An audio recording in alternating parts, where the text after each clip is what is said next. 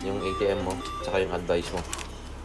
Yan, naka-withdraw tayo ng 100 Hong Kong dollar dito.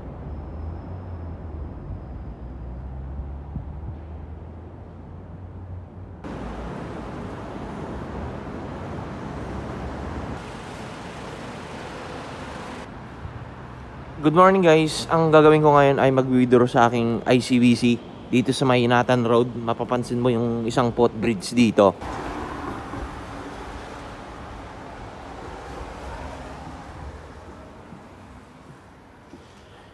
Ito yung 24 hours na ATM dito sa Hong Kong at susubukan ko yung ICBC ko na mag-withdraw ng pera dito sa Charter Bank dito sa may Hong Kong, dito sa Nathan Road, yung Standard Charter Bank dito sa may Nathan Road. Then una kong gagawin ay papasok ko yung ano dito, yung ATM ko. Medyo maliit yung ano dito, yung ATM, hindi kagaya sa Macau na medyo ang lalaki. Wala siyang cash deposit dito na makikita. Yan, pin mo.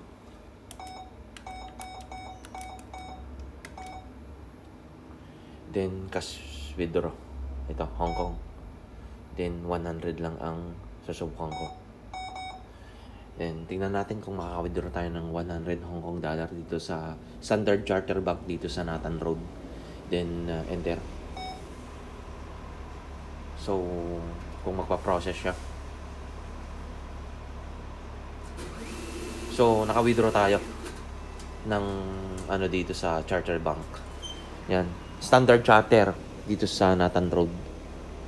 Then advice, kailangan ng resibo dito. Yan, yung ATM mo, tsaka yung advice mo.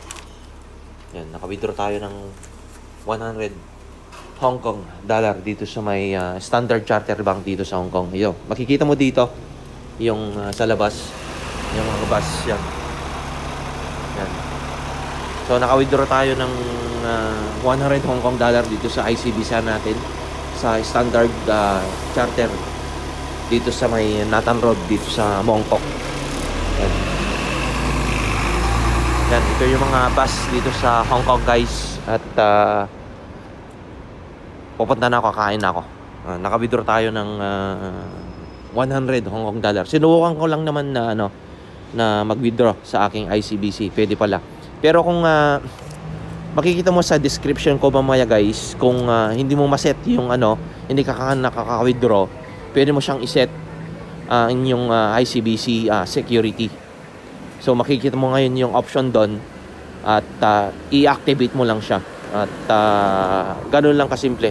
Makikita mo yung next video kung paano iset yung security ng inyong ATM or dito sa inyong ICBC online banking para i-activate yung international transaction mo. Maraming salamat at kakain na ako dito sa may 5:30 AM ngayon dito, January 7 at wala ka talang makikitang mga dito, mga kainan dito sa Mongkok at mga bus lang yan, mapapansin mo na yung bus dito sa Hong Kong yan. Thank you guys at maraming salamat.